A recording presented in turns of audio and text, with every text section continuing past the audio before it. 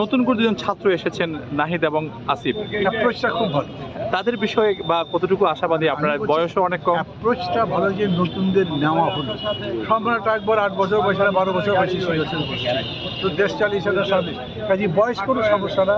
পক্ষ থেকে দাবি করা হয়েছে যে 3 মাসের ভিতরে নির্বাচন করা, এটা কতটুকু যৌক্তিকতা আছে বা আপনি কি মনে করেন? 3 মাসের মধ্যে ইলেকশন করা যাবে না, সময় লাগবে। কারণ এত বড় সময়টা কেমন হতে পারে? রিঅ্যারেঞ্জ করতে হবে না। এইটা যারা চালাচ্ছেন তারা বলতে পারবেন। যেমন আমি আগে বলেছি যে 3 বছরের মধ্যে পারা যাবে এটা। 3 বছর। কিন্তু এটা আমি আগে বলেছি, আগে মানে আমাদের যখন ঐক্য হচ্ছে তখন থেকে আমি এটা বলছি। কিন্তু এখন যখন তারা দায়িত্ব নিয়েছেন তারা তো দেখবে যে কোথায় কী ত্রুটি আছে, কোথায় কী করতে হবে, তারা একটা হিসাব করে বলতে পারবে। কারেক্ট হবে সেটা, আমি বললে হবে না, তারা বললেই সেটা ভালো হয়। তবে আমি মনে করি তড়িঘড়ি করার দরকার নেই। আপনি 15 বছর অপেক্ষা করেছেন, এই ছাত্রদের আন্দোলন না হলে আরও 5 বছর অপেক্ষা করতে হয়তো শেষ পর্যন্ত। আর সেখানে আপনি 3 মাসের মধ্যেই করে ফেলতে হবে, এটা